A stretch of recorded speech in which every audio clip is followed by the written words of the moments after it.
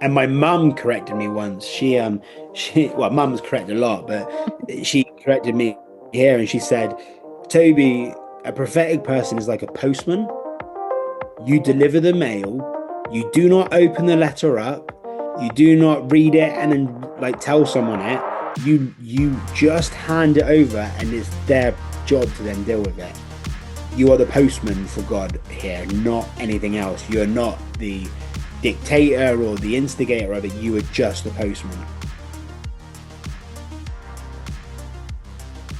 What's up, guys? Welcome back. It's been a few weeks. Had the birth of my daughter, Eloise Alice, on August 12th, and we just decided to take a couple weeks, and that's healthy. Not sure how we're gonna go from here on out. I have 3 or 4 episodes left in the queue from before her birth that we will be releasing over the next month or so. And then my wife and I and our now born child are moving across the country back to the Midwest. So things might be a little bit hectic. I don't know if I'm gonna have a whole lot of time to record. Not only that, I'm gonna be honest, some days I have a really hard time wanting to do the podcast because it requires social media and it requires a bunch of other things. And just to be honest with you, life has been swirly lately, and some days I just get down on myself about it. But that's just the struggle. However, might reformat, might continue doing it exactly how we've been doing it. I don't know. Regardless, things are shifting, and I may end up having to take another break just because of all the logistics of moving cross country and everything. But I hope you guys enjoy the next few episodes, and I hope that you enjoy this one with my friend Toby from across the pond. This is a good one, and I've got a few more good ones. Hope you guys are enjoying the podcast. If you are, let me know, and let's get right into it. What's up, Internet? Welcome back to Fringe Faith. Today I am joined with a friend from YWAM, had over a decade ago. Friend from across the pond. This man is a wild man, both hilarious and willing to kind of just jump out the boat metaphorically, try to walk on water. I've seen him do it, and I've heard stories about him just kind of being what most people would consider a wild man. So, welcome to the show, the soon to be married man, Toby. Hey, how you doing? I'm Yeah, good, man. Thanks for being here. that's right. Thank you for having me. And it is a bit like a blast from the past, really, because Yeah. was it 2013? So 12 years ago now. Yeah, 12 And years. we were even in the same bunk room. Mm-hmm. But I was the last person in there, so I got the worst bed. I was right next to the bathroom, top bunk. Um, and I'm not sure if I came from the coldest place, but I was roasting in Hawaii's Dude, heat. it was hot. I mean, even at night, like it was hot. So we just went back for our like baby moon and whatnot, and I felt like the Lord was highlighting the fact that it had been 12 years as if that was significant because it is a significant number in the Bible.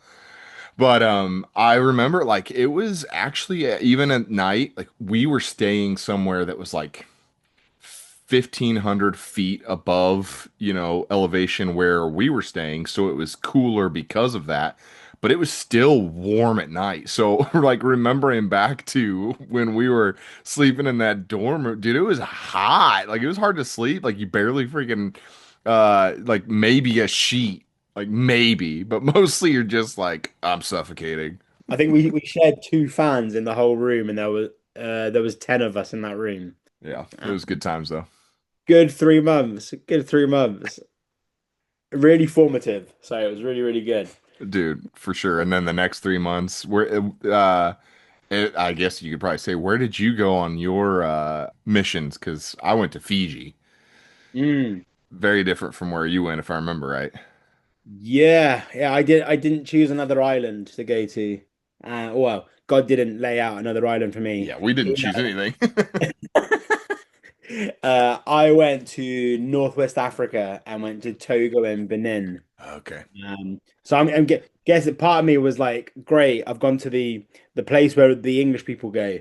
Because I'm guessing like American Christian and missionaries on their like short-term, mid-term mission trips all go to Mexico. British people, we all go to Africa. So I was like, right, I'm basically ticking that box now of I'm following the trend. That's hilarious. For some reason, I was thinking you went to the Middle East, but that's close enough. Kinda. I could have Dude. probably taken a bus there, but Uh-huh. long bus and a long bus of me getting hot and then me going, right, I'm on outreach. Yep. Let's just stand up and share the gospel. And then being like really worried where I was going.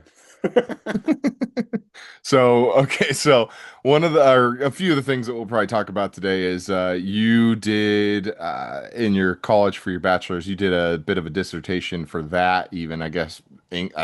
You guys' college system must be a little bit different than ours because I don't remember people doing dissertations for bachelor's over here, but you kind of focused in on trauma in the church and how to deal with that. And then you also have a gift of seeing in the spirit sometimes, depending on the season, it sounds like. And we've explored that a little bit, but your unique take is going to be fun to kind of unpack. And then you're in England, and it sounds like there's some revival going on there, and we'll probably wrap up with that. But yeah, dude. So what's some of the stuff that you learned about dealing with trauma victims in the church? Because I do know over the last decade or so, there's been both real trauma and perceived trauma. There's Yeah.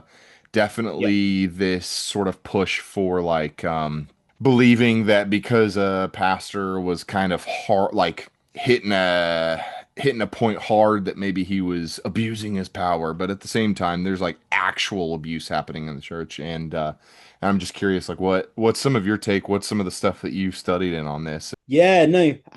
So I did my BA dissertation on how can the church basically come alongside victims who are escaping spiritual abuse.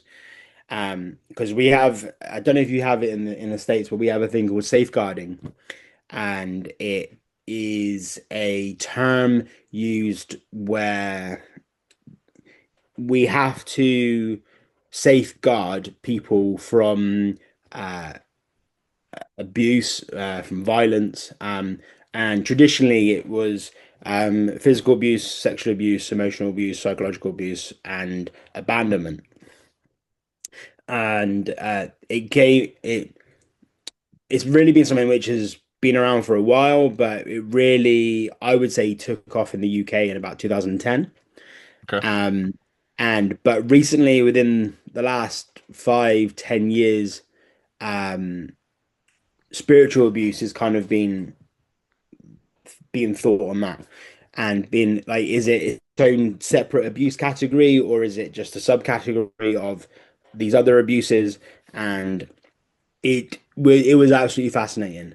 Hmm. I wanted to have a look into it because it seems like everywhere I look, most millennials and the generations after seem to have issues with the church, especially people who've grown up in the church. Yep. They would say, "Oh, I've got church hurt. Oh, this leader did this leader did that," and I've got friends and family who would say the same stuff, and it really upset me because it felt like the church was falling apart by itself, within itself. And I know a lot of people who have deconstructed, which I think is healthy to do. We need to figure out our faith for ourselves and where we stand. Yep. But I wanted to know how the church can actually come alongside people as Yeah. they do that process. Yeah. Um, I sort of take the when it comes to deconstruction thing, like I used to use that word a lot for my own process, but then I realized it's kind of an incomplete term for what I did, you know, like, and it has its connotations. So personally, when I talk about what I did, I think I call it like a personal reformation almost, you know, where it's like you do tear down what happened or like what you believed that wasn't true, but then you rebuilt it with like biblical truth. And unfortunately, most people that claim to have deconstructed, they mean that they just threw their faith away effectively. Yeah. yeah, and that's what some people I've seen have done, and as you rightly say, it does feel incomplete.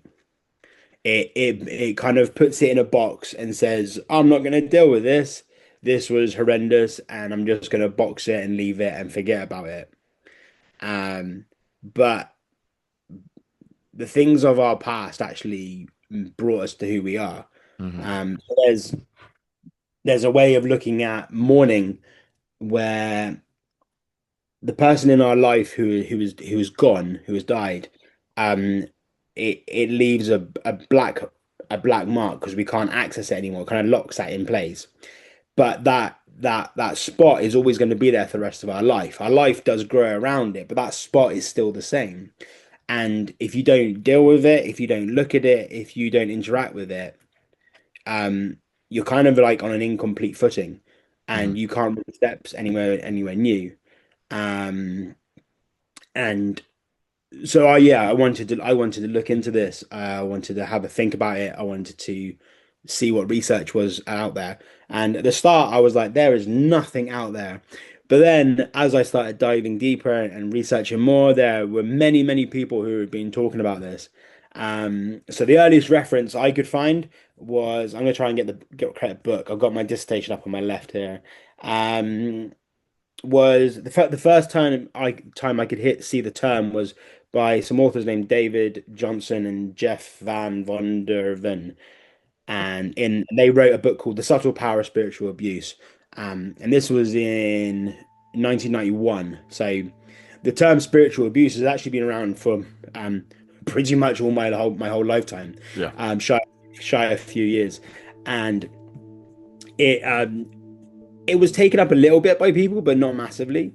But they had a way of looking at escaping spiritual abuse, which was being given permission to name and be able to claim that has happened to yourself, and then grow um, in your understanding of what it is and what happened and why it's incorrect. So renewing of the mind, they called that.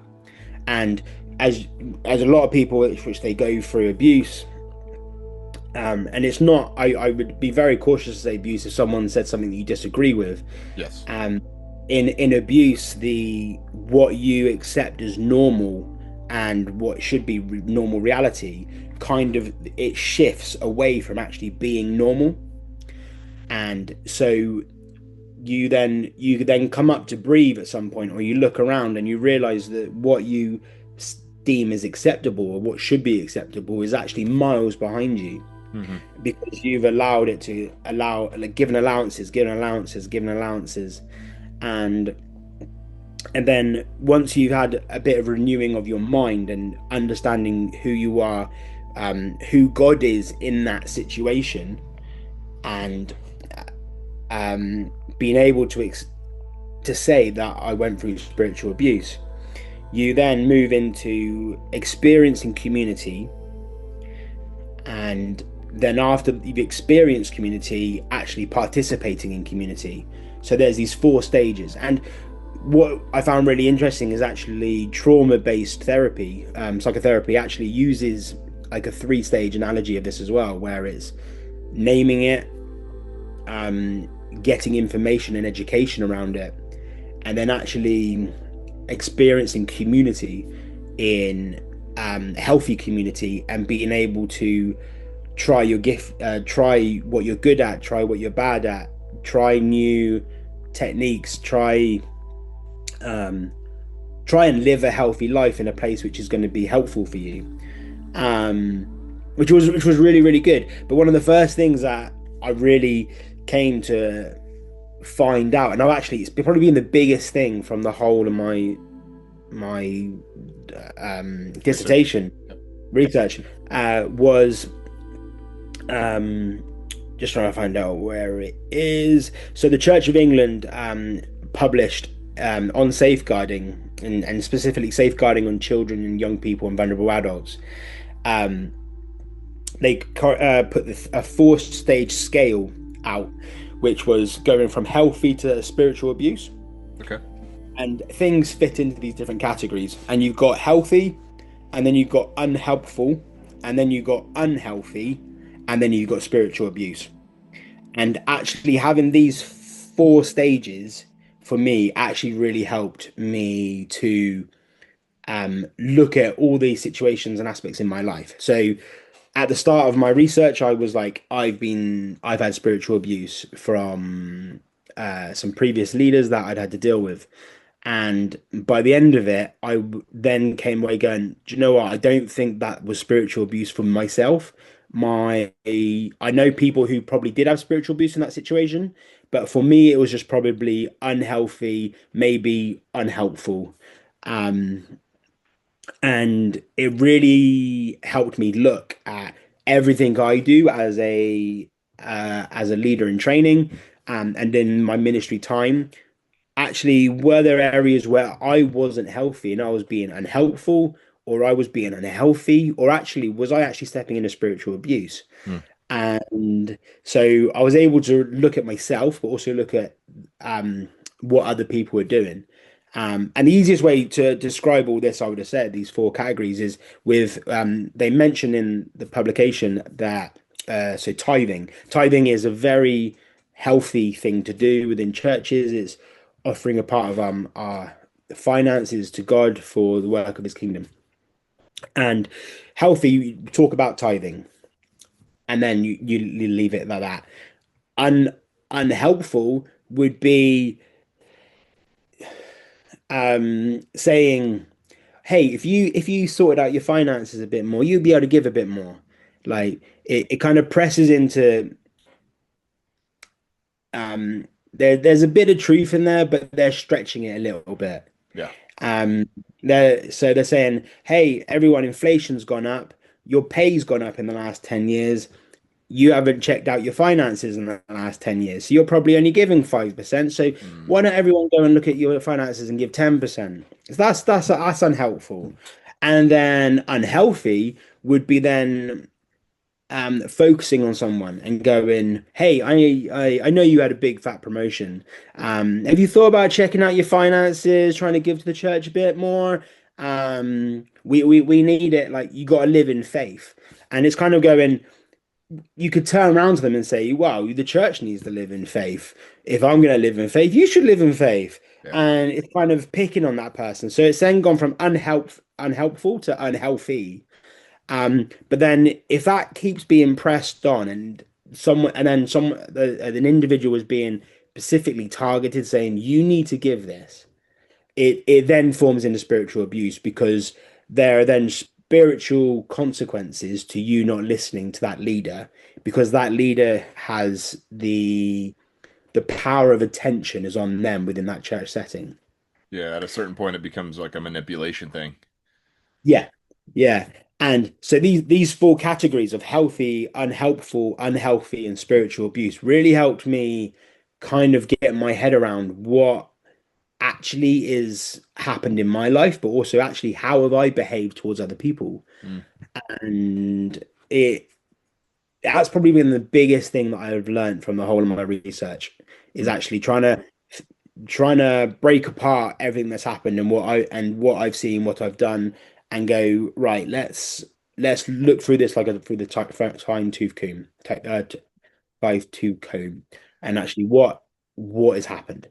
Yeah. Um, So that's actually awesome. I can appreciate that because we have to remember that things aren't binary all the time. Sometimes there's nuance and it may not be fully abuse, like you said, but it could be just unhelpful, you know? And a lot of times I think that people are claiming, like, oh, the unhelpful thing, that's spiritual abuse. You're trying to gaslight and manipulate me. And they're like, not quite. I mean, maybe you said, and honestly, sometimes even the healthy stuff, they're like, I just don't like it. So it's abuse. And I'm like, okay, hold on a minute there, bud.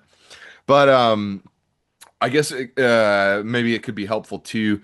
What are some other like ways in which you could define things as like what are some of the things that could be defined as spiritual abuse? um, Other things have been done as spiritual as well. You've you've definitely clearly got the areas of grooming. So where if someone's being groomed to be sexually preyed upon by someone within the church, and it's something we also need to know as well, is that spiritual abuse within church settings is multi-directional. So a leader can spiritually abuse their members, but the members can also spiritually abuse the leader and call too much on them to actually say the higher expectations that you need to do this for me. And so you've got like sorry for anyone who's named this, but Doris who gets the church leader to go and pick up her prescriptions and drive her to the hospital for every single visit she has, and will ring up the pastor at 2, 3 o'clock in the morning. Oh, I've had a bad dream. Like I need to talk to you about it. Like that's spiritual abuse, but in the opposite direction. Mm. But you also have spiritual abuse on side to side. So another leader to another leader, and also someone from within the church to someone else within the church. So you should do this because this is what God has said, and this is what He's deemed you to us to all live by. You need to live like this, otherwise you're going to end up not following God. Mm. There is a difference between correction and just manipulation and abuse upon someone. Mhm. Um, because we are all meant to be accountable. In our relationships with our other halves or with friends, we hold each other accountable, but we only hold each other accountable if we're at certain circles of friendship with people.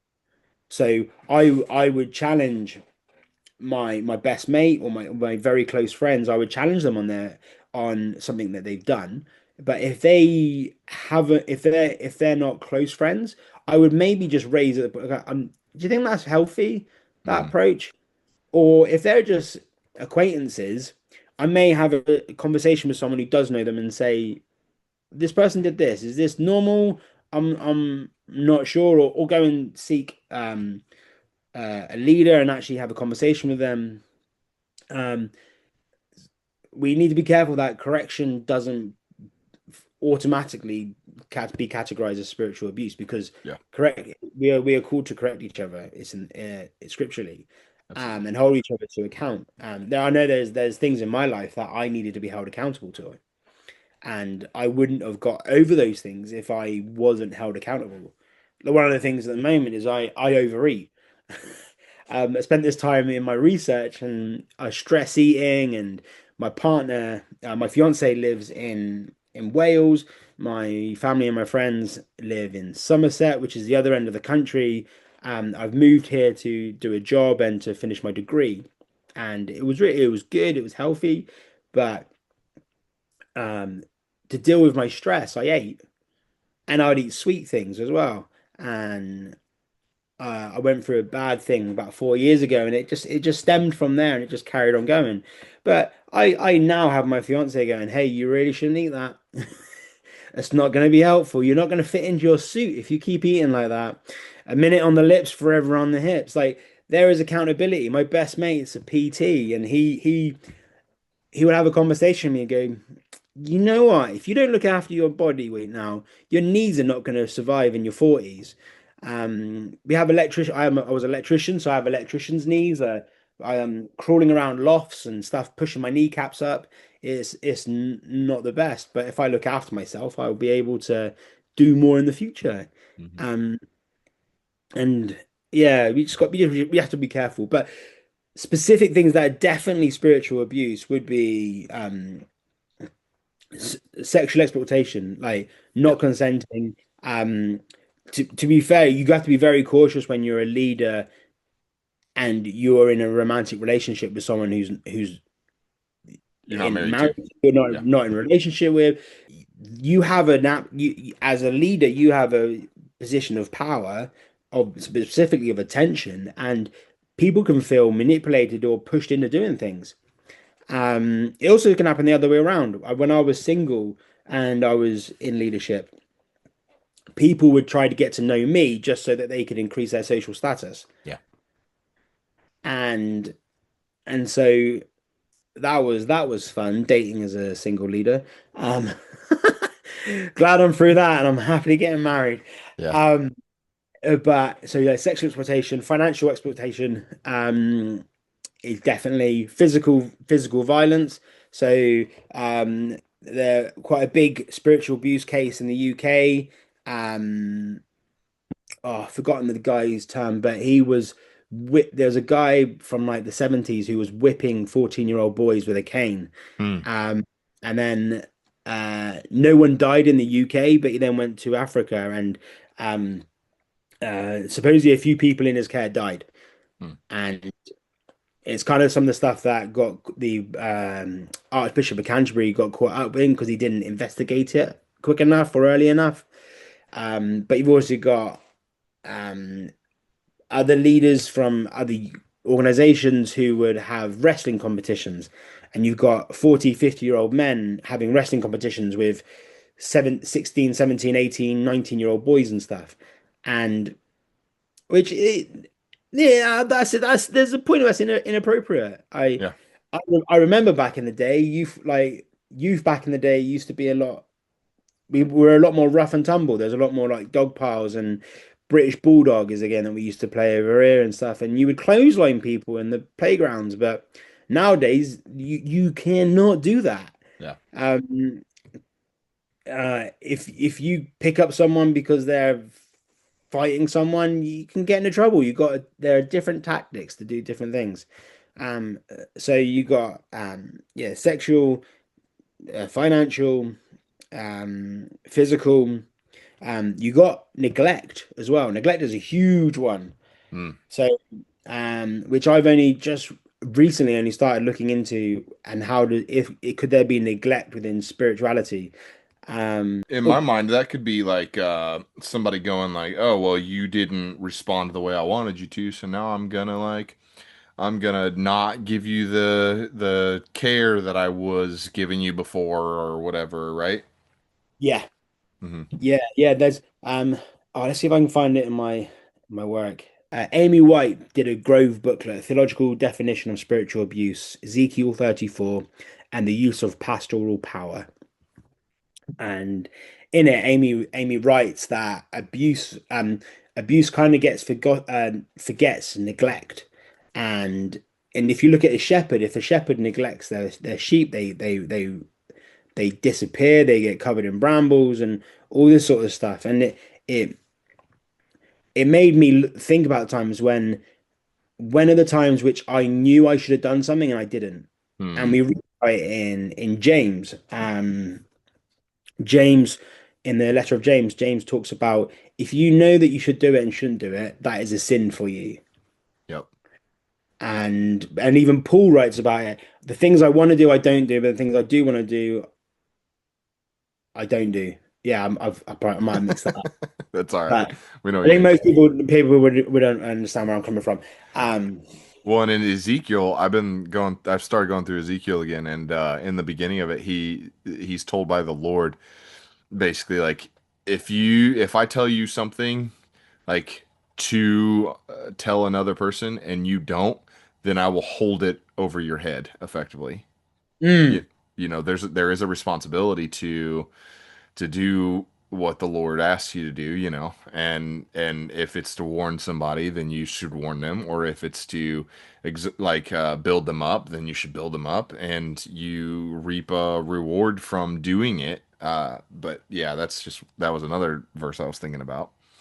yeah, Another thing I was thinking about too is, I mean, especially with this neglect thing, that bleeds into, I think, socially too. You can get to this point where maybe you don't like somebody and you start to like distance yourself and then convince the rest of the congregation to distance themselves from that person too. But on a larger scale, especially once the abuse gets to the point of being in a cult, you've got the threat of being cast out, you know?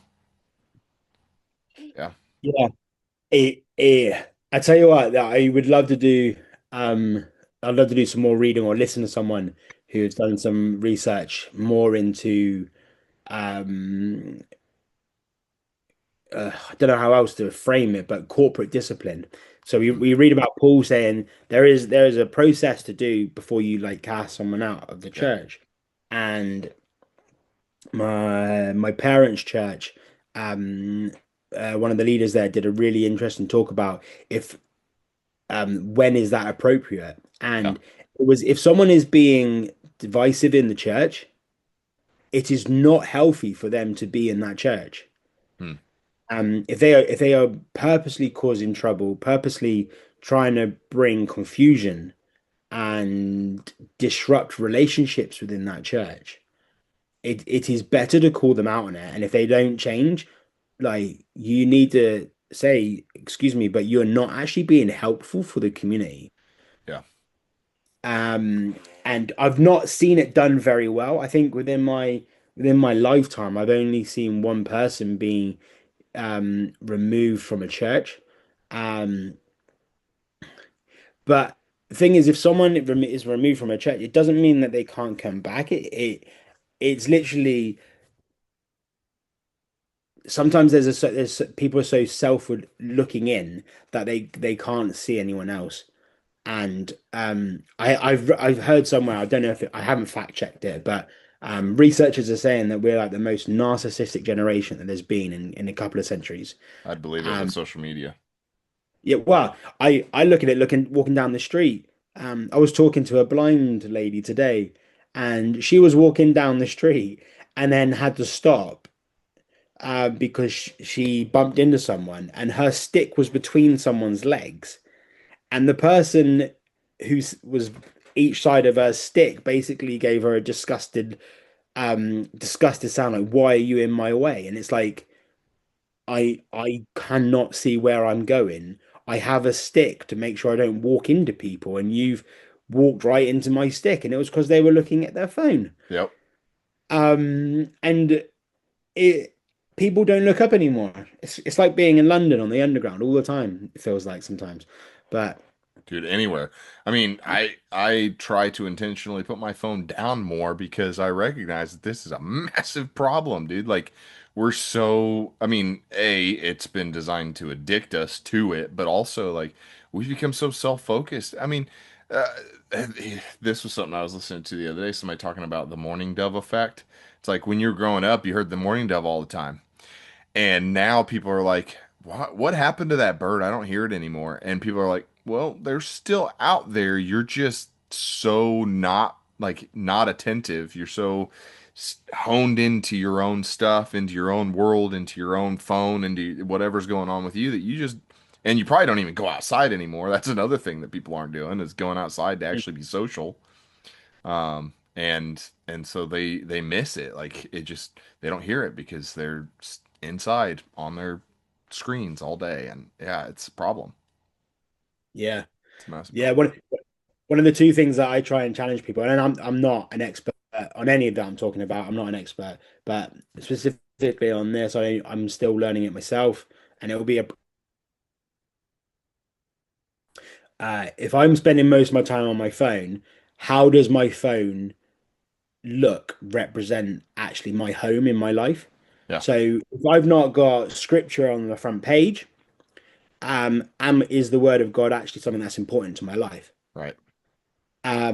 But then there's also the fact that there are times when I need to abstain from my phone and turn it to just black and white, or just literally put it down, or even buy a brick phone. So I just do messaging and calls, maybe getting a bit of a newer one and play Snake for those old school people that remember Snake on their phones. Um, the there are times when we should be called to abstain from things. Yes. We see it in the New Testament, and there's been many, many, many Christians through the ages who have abstained from things to focus on other things. Yeah, and kill your Like, flesh. Become more sanctified. yeah, and it's yeah, we need to. This is one of the really interesting things that it seems like the not Pentecostal, Protestant church are starting to find out about spiritual disciplines all Hmm. over. They have done it and they know about them, but they you got the likes of, well, for the UK one, we got like Pete Gregg in 24/7 prayer. But you got like John Mark Comer and off the top of my head I can't think of any more, but they're the two that I'm kind of reading at the moment. Um who are kind of re-looking at these spiritual disciplines, which our Catholic brothers and sisters and our Orthodox brothers and sisters for centuries have been working through. Like we are humanity looking at the divine and how do we best do this? Yeah. And it's amazing. I was at a funeral for a friend of someone from the church last year, and they were Catholic, and they came to an evangelical church as well, and um, there was a monk there because they were good friends with them, and we had a very good chat about lamenting and mourning. Mm. And he turned to me and said, "Do you know what? It's fascinating." And he's a chap in his 50s. He was like, "It's fascinating because in the Catholic Church we call Protestants spiritual babies, because they don't really understand the spiritual aspect and they kind of look down on it." But he said in the last 10, 15 years, some of the literature coming out is starting to change this, and we got people like Richard Foster, back in the day, like the Simple Ways of Faith and stuff. That's not his book, but that's how I remember him. Um, Actually starting to write about it, and he was reading John Mark Comer's um, book. I can't remember which, the newest one. That's all right. Yeah. Um, yeah, he was saying it's fascinating because you guys are now getting excited about what we class as normal. Dude, it's crazy. I mean, I got super interested in the Orthodox way of doing things, like I think last year, the year before, whenever I was just starting to like learn about how they do things, and I was like, there's beauty to this. And part of it is there's a vocalist in a band called Holy Name, used to be vocalist for Sleeping Giant, Tommy Green. He like had a bunch of stuff go on and kind of left his church because of actually spiritual abuse is what happened. he Mm, uh he wrote one of his songs about it. It was effectively like somebody was spiritually abused, and the problem that happened was instead of like taking that man out of his position, they were like, well, don't squash the gifting, we need to build him back up. And basically like the people that were abused can leave essentially, and it's like that is so messed up. But he ended up leaving that church and got into Orthodoxy, and I'm seeing it right now. I mean, I think statistically speaking, most young Gen Z like men are going into Orthodoxy because, well, on the one hand, they're sick and tired of the feminist rhetoric of like men are bad, blah blah blah, and they're like, we're not about this. Like, screw you guys. We're going more conservative than the Protestant church and going straight to Orthodoxy. But there's also this craving for that, like liturgy, for the spiritual practices, for being more intentional. And you're right, most of our Protestant churches don't lean into that nearly enough, and there is beauty to it. I mean, I see faults in every paradigm of church, but the Orthodox and Catholic do have some super beautiful practices that are actually incredibly helpful for us. And it's one reason why I've talked about on this podcast and wanted to talk about it more is stuff like this, where it's like, your spiritual life isn't just another thing you do. It is legitimately like a a it is your daily life. Like everything that you do should be unto a spiritual practice, and that's one thing that the Orthodox do well is they sort of lean into the spiritual mundaneness, quote unquote, of life, and live into the spiritual part of those mundane practices, I guess is how I should say it. But mm. yeah, I agree wholly that the like my phone, I often delete my social media apps off of it because I have to, and I go back and forth because I'm doing this podcast thing and I'm like, well, but I should post some things and I need to get back on there and do it this way. And then I'll freaking fall back into the addictive behavior of swiping way too much, especially now that I'm sitting at home freaking on disability, not and waiting for a baby to show up. And I'm like, I hate this. And so I'm like, all right, delete it again. But by the time this comes out, I should have the kid already because it'll be a little bit before this comes out. But it's crazy, dude. Like we need to lean back into the spiritual disciplines, and I think that's one thing that actually probably would be super helpful for people to not fall into spiritual abuse patterns. Getting back to the subject, Yeah, because especially in Protestantism, I think, and I'm sure the others, but I think we lean too heavily on our spiritual leaders, and we don't cultivate our own relationship with the Lord. And because of that, we aren't able to recognize when a pastor is using something out of context or manipulating his position, like this is much less so in our generation, but in our parents' generation, and especially before that, it was don't question the preacher man. It was don't question the prophet, because they assumed that those guys were above reproach. And it's like, actually, the Bible straight up says that we should be testing the spirits always. We can't just assume that everybody's hitting batting 1,000. And there have been many instances where somebody will fall prey to something, and we have like it has to be called out, and maybe that person can over time be built back up and put into a position again, but like they need to be removed from that position for a while at the very least. And I think the Lord is speaking into this specifically right now, because look at all the quote unquote fallen leaders that are going on right now because of promiscuity, or because they're being, abusive or something. I saw somebody else just recently where it's like they're just, um, I don't know. I don't, basically, like, there's just a bunch of leaders falling and it's happening. Yeah. So, Yeah, and and literally, it feels like one a month at least. We're reading a new story, and some of that I would say is God is shifting, because um, Christianity has got a bit stale. Um, I think churches are kind of, instead of everyone doing what they feel God's called them to do, it's kind of, let's get behind the leader's call to what they're called to do, mm, and it's people are always above the giftings. yeah, So if someone's gifted, if they're not a good person, do not put them in a place of attention. yeah. Um, If they don't have any fruits of the spirit, then doesn't matter how gifted they are, get them off the stage.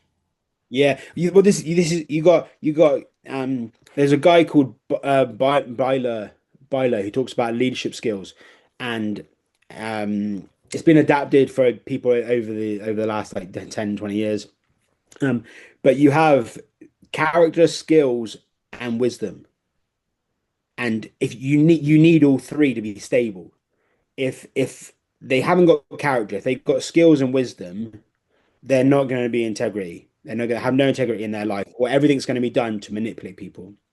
If they have no skills, if they have character and wisdom, they are going to do great things and have great hearts, but they are going to leave carnage wherever they go. Hmm, And if someone has great character and great skills and has no wisdom, they're going to start and end things at the wrong time. hmm, And there are times when things need to die. Like I was the back when I was in a leadership position in a previous church, before I went to go and do more studying. The I actually had to close the young adults ministry because it hit a point where it couldn't go any further, hmm, and it was actually unhealthy to go anywhere. So I had to destroy that, have some time off, and then relook at how do we support the young adults in the church. yeah, And, and then COVID hit, and so something got built for a short time, but then that then had to end,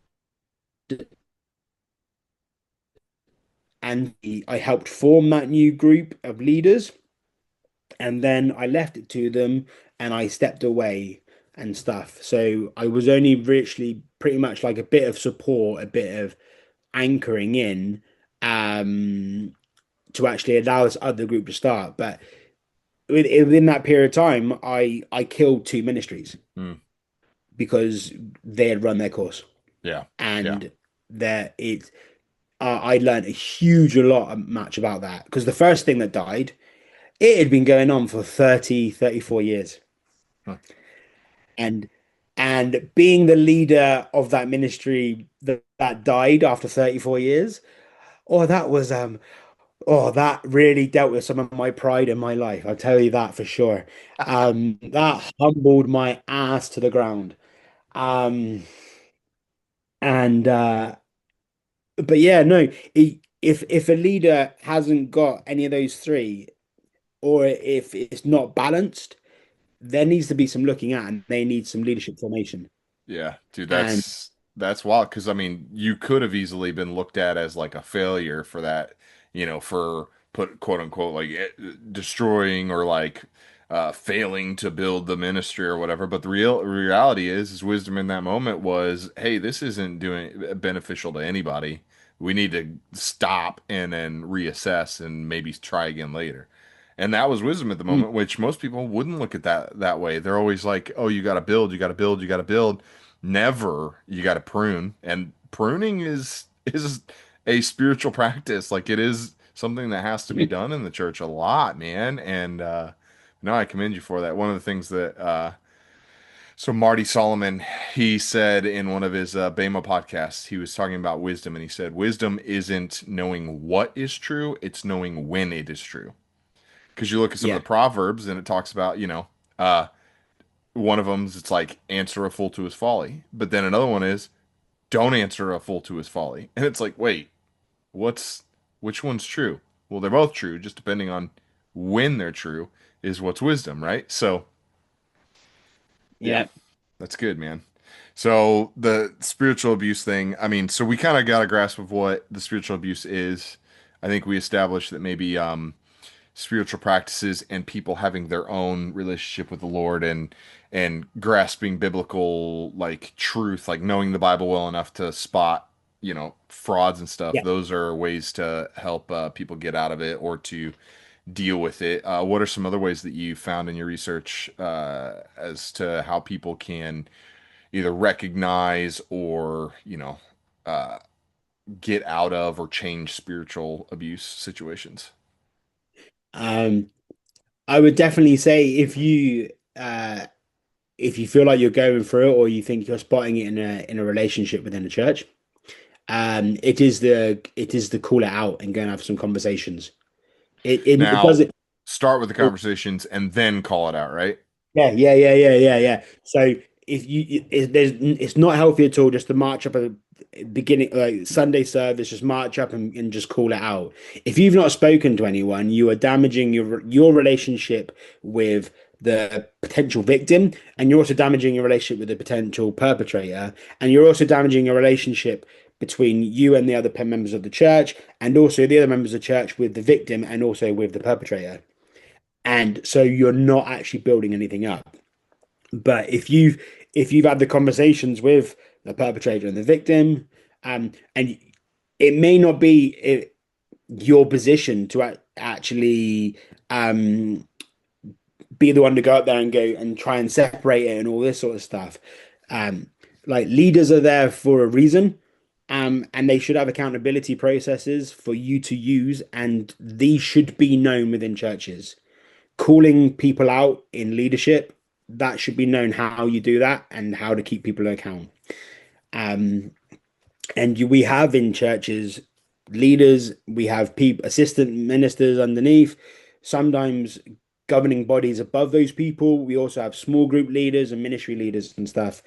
Anyone in a position of leadership should know the processes of what to do to protect people because people are more important than a gifting. Um, uh, but yeah, have the conversation with someone. I don't think that was appropriate what you did there. I don't understand how that's being helpful or healthy to someone. Or that's just incorrect in the Bible. Hmm. Like I do not see that in the Bible. Can you show me? And let's have a conversation about this. Um, one of the things that I like to say is that churches need to talk more about how to communicate well because Christians have Yes. just lost it. Nobody in our generation. I keep hammering this nail, but we don't know how to communicate. Like my pre-marriage class, literally every class except for the final class was just a communication course. I was like, this shouldn't be called a pre-marriage course. This should be called a learn how to talk to each other course because that's really what it was.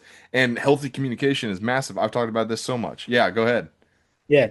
And like we need to be able to call each other out and be okay with it. Yeah. But back when we were in YWAM, I remember the three C's being shared about trying to find someone: character, calling, and crazy. And you had crazy, if your crazies match, like that will work. Callings, if one of you's called to Antarctica and one of you's called to an orphanage in Scotland, that's gonna struggle. Yeah. But the first one has been it's been one of the ones that I have pushed and pushed since YWAM, especially when I was in the young adults ministry. Um, it is, can you remain friends and have an argument after an argument? Yeah. And can you communicate well with each other? Can you call each other out and for it still to be civil? Yeah. Like one of the biggest things we don't get taught. So you can Um, you can disagree or have negative emotions and still be on the same team. You can recognize that you're having the emotion and or that the other person is having a big emotion that feels like it's against you and recognize that it doesn't mean you're a bad person. It just means that they had a perspective that may have triggered them into something, feeling something, and it doesn't necessarily mean that you have to get defensive. yeah, You yeah, can communicate and be on the same team even when you're disagreeing and not yeah, yell at each other. definitely, definitely. If we can't talk about things, we're not being transparent, and meaning we're not being real with those people. So we don't actually know them. We're not being intimate with them. Or if not intimate, we're not actually being brothers and sisters in the faith with them. Yes. Um, and so there's a level of honesty and transparency which is needed in our communication. And just look at like the amount of Christians now who don't know how to date properly. Um, and even the amount of Christians who actually are dating people just like the world dates people. It's like we just do not know how to communicate. I always remember when this lady sent me a message and I was learning all this and I'm still learning all this, but well, not anymore because I'm now not dating. But they sent me a lovely message of introduction and I literally read it and I sent a message back the end of the day. Actually, no, I think it was the next day because I was like, I'm not going to do this at like past 10 o'clock. Um, and I literally just sent a small paragraph just saying, I'm talking to someone at the moment, or thank you very much for your message. Your profile looks amazing. Um, uh, I'm talking to someone currently at the moment, and I do not talk to more than one person at a time. Um, if this doesn't go anywhere, I'm potentially might send you a message, but I fully understand if you're talking to someone then as well. But I just want to say thank you for being brave enough to say, "Hey, Toby, how are you?" And I just want to say, have a really good life, and I hope you grow closer to God. And I tell you what, I got a message back that day from this young lady just saying, thank you so much for being honest Hmm. and being upfront and being like correct with this. Yeah. And I tell you what, it blew my mind. It blew my mind. I was like, why is this so difficult? Why do we panic about this? And also, I had to tell so many young ladies in the ministry, in my back in the time when I was focusing on young adults, like young ladies, talk to people. Like, don't just let the guy do everything. They're like, oh, I want the guy to pursue me. It's like, okay, there's a term called drop the hanky. Like, Yep. make it known. And I'm only in the relationship now where I'm getting married in 2 months because she messaged me happy birthday. And I then followed it up. Yeah. It it was she lives in Wales. I live here. I lived in Somerset at the time. We are about 3.5 hours away, and she didn't ask me out or anything. But I'm totally fine with women asking men out. I think it's fine. But like But even still, we could, that's not pursuit, you know? yeah, and it's just basic communication. It's like, hey, I'm just letting you know that I'm interested. So if you want to pursue me, go for it. Yeah, the two areas the church needs to start like doing sermon series on communication. How do we talk to each other as Christians? How do we talk to people in the world about our faith? How do we talk to each other multi-generationally and all that stuff? And keep each other accountable and challenge. And the other thing we need to do is just talk about doctrine because none of us seem to understand any of our doctrine. You ask someone, what do you think of the Trinity is, or who do you think Jesus is, or do you believe in the virgin birth and all this sort of stuff, Yeah. and actually go through it and actually so we can actually understand everything. Those two Yeah. things would transform the church if we did that. Yeah. But Biblical literacy. I feel like that probably falls into the second one there. But yeah, no, that's good. Well, dope. Well, I feel like we've sort of at least kind of made kind of tied a little bit of a bow on the spiritual abuse thing. But you are somebody who has seen in the spirit before. I don't know if you are currently or not, but we were talking a couple weeks ago about your process in that, and I think it's fascinating because I think when people hear about gifts, they expect that that person is operating in that gift all the time. And you're somebody who has had the gift and then sometimes not had the gift and then maybe had it come back for a little bit. And then I think if I remember right, even said, I need to put this away for my own pride's sake, if I remember correctly. And so I want to talk a little bit about that. What was the process of you realizing like, oh, I do see in the spirit? And I guess a common thing that I see is most people seem to encounter demons first. Was that something that happened with you? And then what what has been that ebb and flow process for you? yeah. So yeah, I would say I do see into the spiritual realm, and have in and out of my life. Um, it really started when I was a child. Um, I remember I was at a Christian conference, festival, whatever the term is in the States, I don't know. And uh, I was in a worship situation and I saw this cloud above people and it was funneling into certain people within the gathering. Hmm.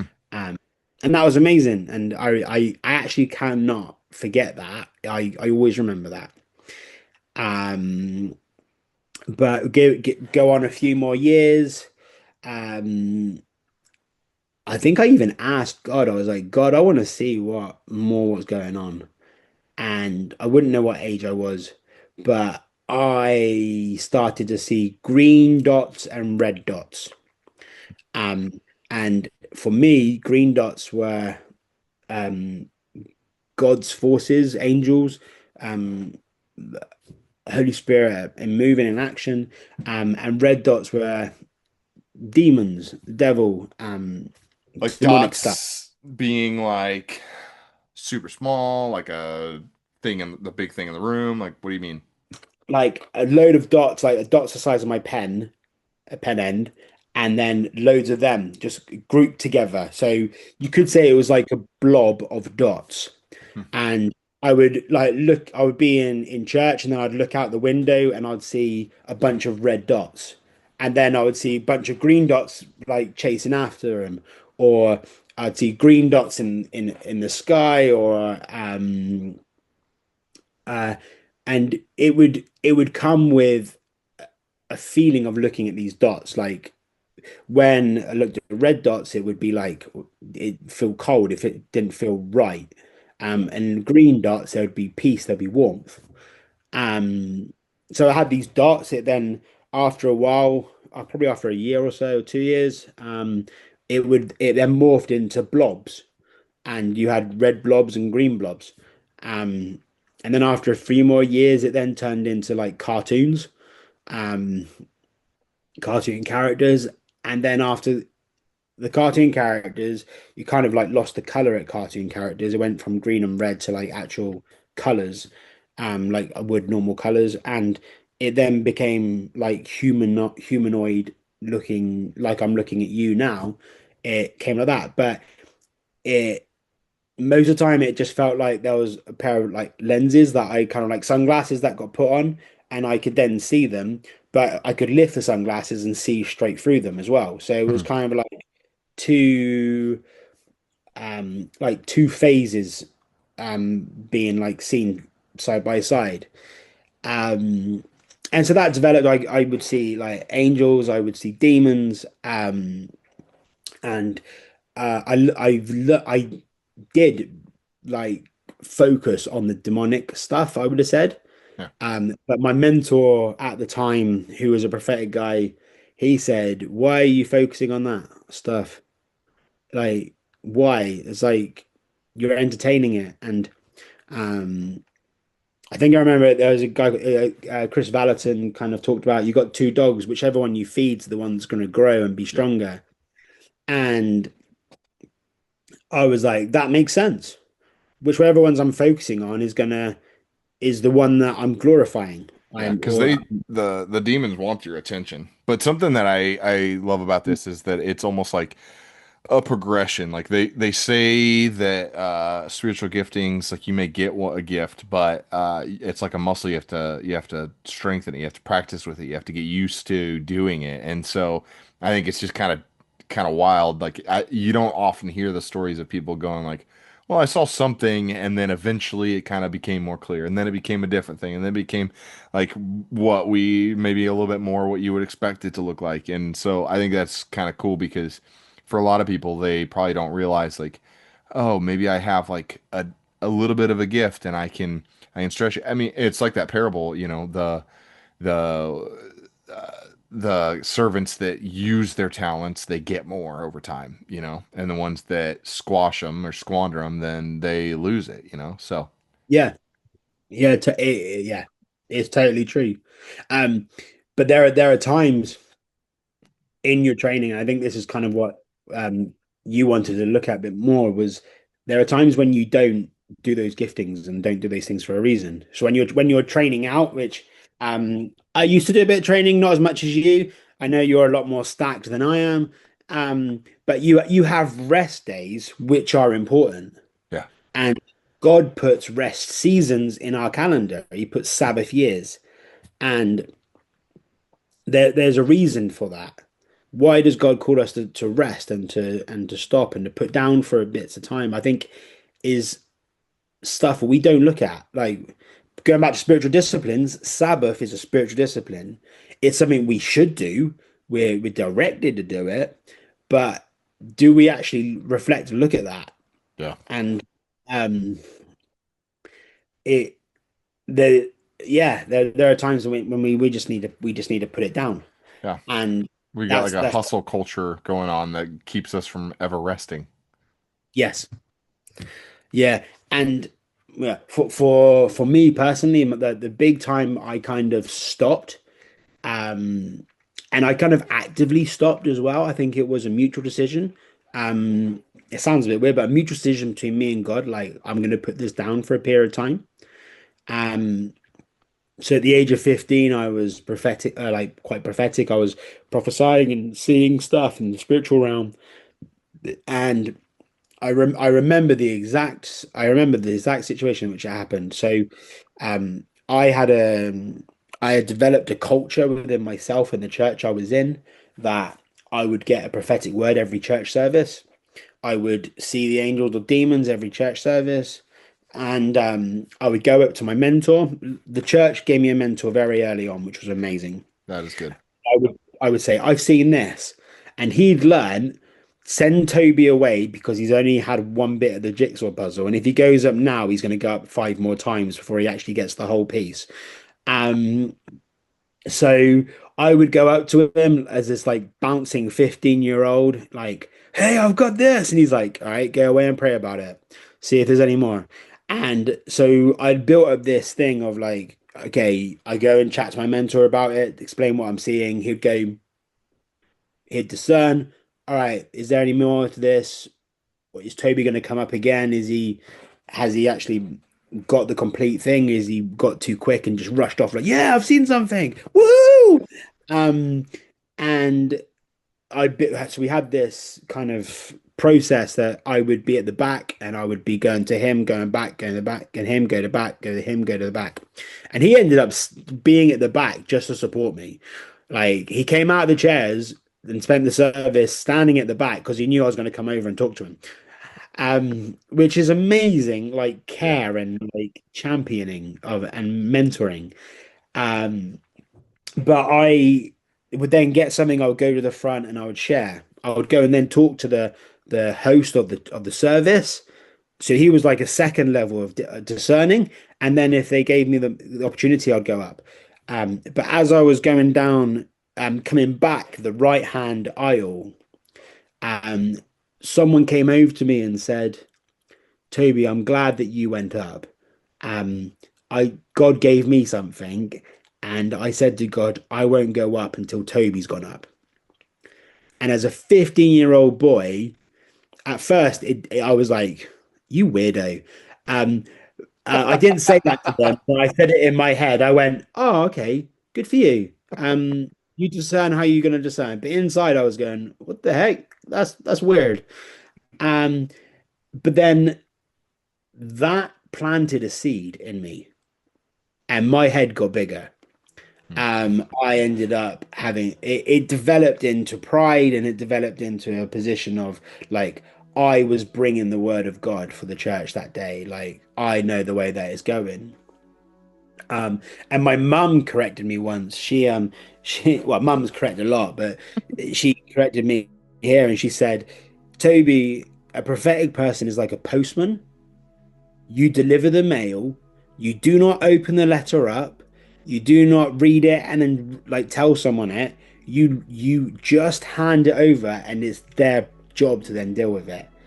You are the postman for God here, not anything else. You're not the dictator or the instigator of it. You are just the postman." Which was great challenge from my mum. And it I I got quite prideful. I was arguing with the leaders pretty much every week, like full on shouting Mm. contest in reception, and the they didn't really know what to do with me because they'd given me a mentor, but I had an amazing spiritual gift. I could see stuff really quickly and really key into things. Like I was starting to do people's phone numbers directly and then speak right into their life words of knowledge and then say this is what God's got for you. And and had that person saying that thing, it blessed them. I don't know if they're around anymore or if they've gone to be with the Lord. Um, but it gave me the biggest pride I've ever had because this person I'd looked up to my whole life. They were probably in their 50s or 60s, and they said, "Toby, I'm following you." And as a 15-year-old boy, um, I was still pubescent and stuff. I that just went to my head. Yeah. Dude, Went to that's my head. weird for somebody to say something like that at that age. Mm. And I then ended up really struggling, and I had to walk away from that church for a bit. And I looked at other churches, and I was exploring other churches. And in that process, I got humbled. Mm. I remember the point it really hit home was when I was about 18. The leaders of the church that I'd grown up in messaged me and said, "We would like to have a meeting with you because the relationship's been broken."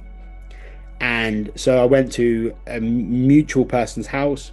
They were there already. We went into that person's dining room and we had a conversation. And it literally started off with, "Toby, we didn't support you well enough, but you have been disrespectful to us as well. And so we've sorted this out because we need to apologize to you. You need to apologize to us, and we need to rebuild this this relationship because it is broken." Mm. And I tell you what, that happened when I was about 18. And having that conversation, which was so honest and transparent, shook me straight away. And I ended up resubmitting to that church. Um, and went on to do mission trips and stuff, trying to be humble. I went to YWAM, came back. which was surprising. I didn't think God was going to send me back to a sleepy town, but he did. After Wellham, I thought I was going to be hitting the nations hard, and again, it was working on my pride. But 8 years after that conversation, I got invited to join the leadership team. After serving in that church and not doing anything for gain or personal trying to push my brand or anything like Yeah. that. It was literally just serving kids, youth, young adults, drop-ins, putting the chairs away, putting the chairs out, tea and coffees where I can. Um, I wasn't very good on tech, so no one really let me on tech, but everything out, which was funny because I'm an electrician. I think it's because I just messed around on the computer and then I wanted to like make people sound like Darth Vader. Um, but the like that process was absolutely amazing for me. And I've taken that into my learning when I was in leadership there. And then when I've gone in, so I've just left Spurgeon's Bible College, where I've done theology with ministry formation. And that's been the thing that I hold on to is I have fallen to pride in the past and I do not want to go back there. So people say that I'm probably too cautious, but I think it's better to be too cautious than allow myself to fall over that again. And so going back to the topic, sorry, I'm a bit of a rabbit hole, mate. All good. It's all Because relevant. yeah, because someone said that they were waiting for me to give a prophetic word before they did, I did not have this, I wasn't creating space in that church for other people to flourish in their giftings. And I was God was using me because there wasn't gap. And so if I stepped back, it created a vacuum that allowed other people then space for God to use them. Mm. And I think God was totally fine with growing his church. He didn't need me to do that. Yeah. And he uses me and gives me gifts and gives us all gifts and uses all of us, not because he needs us, but because he wants us along for the journey because he's growing us. Yeah. And that is the important thing. So people are greater than giftings. Yeah. And so God at time I've asked God if I can see certain things, if I'm a bit unsure what's going on to try and help me discern. Um, but so God has allowed that, and then sometimes I've just then not stepped into it. Or if I've seen stuff, I've gone, okay, God, you're showing me this, I'm gonna pray about it, but I'm not gonna tell anyone Mm. because it's the gifting isn't for me, the gifting's for him. Yeah. And so but what was really funny is I went to chat with my old mentor about this and about me finishing my degree and the the process that I've gone on, and he said, Toby, you were amazingly spiritually gifted as a kid, but your wisdom sucked, really, and your skill sucked. And I was helping to grow your skills and helping to grow your wisdom, but you needed you kind of needed that the spiritual stuff put on pause so your wisdom and your skill could catch up. Yeah. And it's just like that three-legged stool. It's like character, wisdom, and skill. Like it's the same thing. A spiritual life, a physical life, and a mental life. Like if they're uneven, we're gonna cause ourselves to fall over. And God wants holistically healthy people. Yes. Well, And it is God doesn't need us. It's not a race. yeah. Like, how long did Noah build a boat for? Moses was 40 when he left Egypt, 80 when he returned, and 120 when he finally got to the edge of the promised land, and God said, "You're not going in it." Hmm. Um, and one of the things I used to say quite a lot, I haven't said it for a while, is if I dreamt an idea, I would talk about it with everybody. And people say, don't do that because then you're not going to be in control of it. But I ended up saying back to people, David dreamt of the temple, but it was his son who built it up. Yeah. And God may call for us to dream things and to see things, but it will be the next generation who will see it through. And we see it with Napoleon. Napoleon planted trees all over France along the roads to give shade to the troops so they can move quicker and more efficiently. But what we do with our understanding of legacy will affect how the community develops and grows beyond us. Dude, that's massive. We've lived in a generation, especially in the millennials, that has been so anti legacy because we've been so anti like having kids and having family and we've been that there's that vanity part again, that whole narcissistic part again, where we're so focused. We were taught honestly to focus on ourselves, to not have a family, to not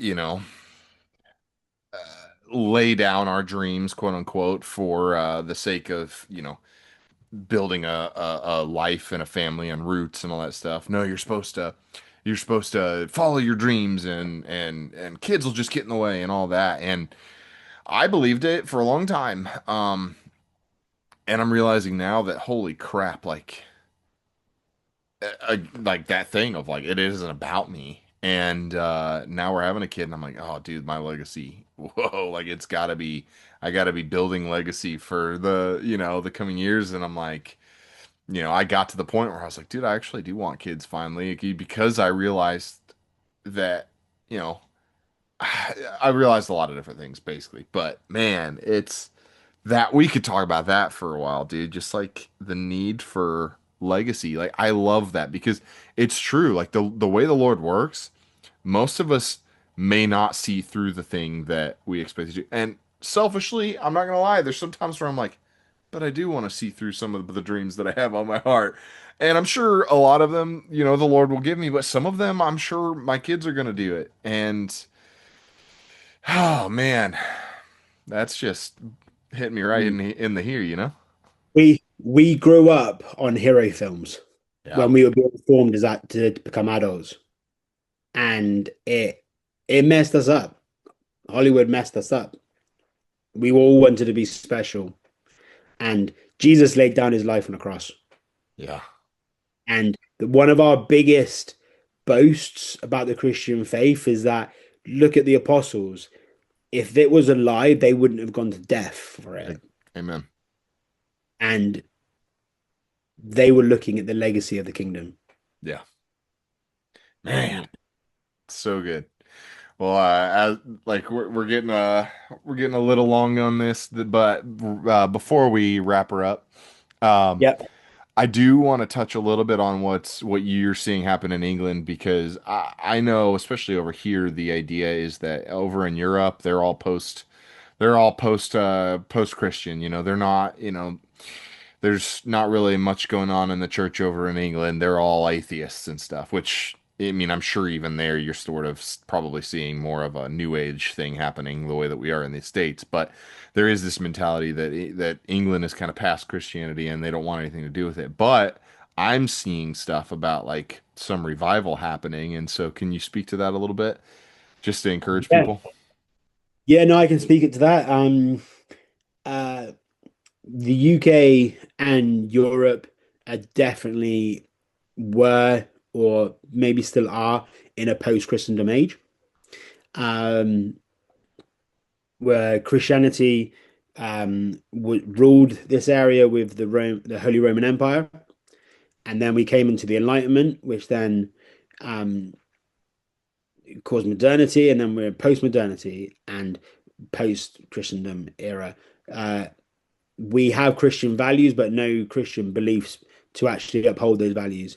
Hmm. And it is causing society to break down a little bit. Um, and We're even seeing that in America too, in a lot of ways. it is coming to light. And there's an interesting book by Justin Briley, The Surprising Rebirth of the Belief in God, the podcast as well. Um, which kind of talks about the new atheism rise and the new atheism fall and how it's kind of imploded on itself because you can only have atheism and um, humanists if you've got a grounding of a Christian foundation. It's true. They And won't that, admit it, but it's true. yeah. And so Christianity was pushed to the sidelines. Like so uh, prayers and songs was taken out of assemblies and schools. You couldn't really talk about faith only in RE class, which is religious education class. Um, uh, I was one of maybe two or three Christians in my school. Wow. And we in my in, well, in my year, and in my year we were um oh, this is gonna make my maths go. Um, we were probably getting close to 1,000 students in a year, and there's only like two or three Christians Wow. max.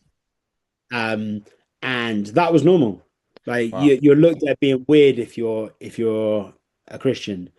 Um, but things are changing. I was literally I'm a spot a lunch with a guy I mentor, and we crossed paths with a few people. And there's this guy in his 60s, and he was like, I brought up the term post-Christendom, and he was like, haha, we were post-Christendom, now we're pre-Christendom. And I'm like, you have got faith to move mountains. This is amazing. Amen, dog.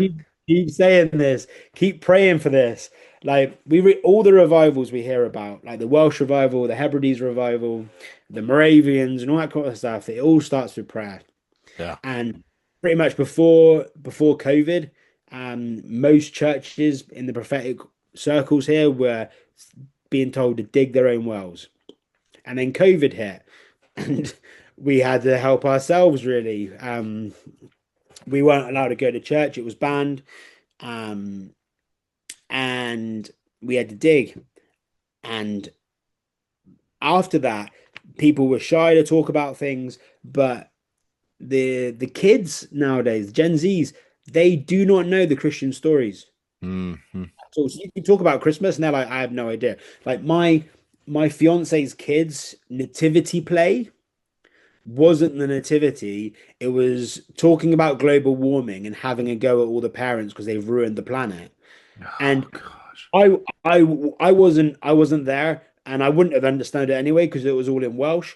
But these kids were basically being taught blame your parents because they destroyed the world for you, and that was their Christmas. That was their winter term play. Um, Dude. Oh, it makes me want to drop elbows. but people are coming to faith. Yeah. People walking into churches because they have no other choice now. They're like, I need God and I need him. When I came back from YWAM, like I would go out on the street and stuff and talk to people, and there was a hardness to the faith. But in the last 5 years, people would say, "Yeah, you can pray for me," Hmm. or they would go, "That's interesting that you're a Christian." Like there is actively been a shift. I was at a pub with some friends. A pub is a bar for all you Americans. Um, and we were just having some. I think we were having some chips, French fries, but chunkier. And we were just having a chat and a talk. And the waitress came over, and I literally just got a word of knowledge. Asked this person about what their favorite music is, and so I went, okay. So I looked up at her and I went, hey, do you like music? And she was like, why? And I was like, well, I talked to God, and I feel like he just said to ask you, do you like music? And she went, I do. And actually, I come across worship music. I'm not a believer, but it's so peaceful and I feel so calm about it. Hmm. This was in a pub in the middle of the Scilly Isles, which is like some islands of the UK, like right out. You feel like you're in the Mediterranean a little bit. It's Hmm. it's quite nice for us Brits who deal with cold and rain all the time. Um, It was amazing, and that happened from just a quick conversation, and Yeah. that wouldn't have happened like 10 years ago. Hmm. I had a friend who said 14 people got baptized at his church over 2 weeks because someone has been going to the refugees and going preaching Jesus, and they go, "We Wow. want him." We had three baptisms recently. We got another three at the end of the summer coming up. at our church, and the group of churches I'm currently a part of, they are seeing a growth in number of churches and people coming to the churches. There are many outpourings, you could say. I don't know. I don't really know the correct termage yet of outpouring and revival and stuff. I just like to see God moves or Yeah, see us amen. go. Aslan's on the move. Um, uh, these things keep happening here, there, and everywhere. So my my friends working with the church in a rough estate. A load of the kids came in and wanted to apologize to the vicar because they'd thrown stones through the windows and vandalized the whole church. And they came in, said sorry, joined in, and they all gave their life to God. Amen. And this is like kids off the estate, and Wow. um, kids are walking into churches, and churches need to be ready to host people. They need to be ready, and they need to get off their comfy seats and go and talk to people and befriend. Yeah. Um, but that God is moving.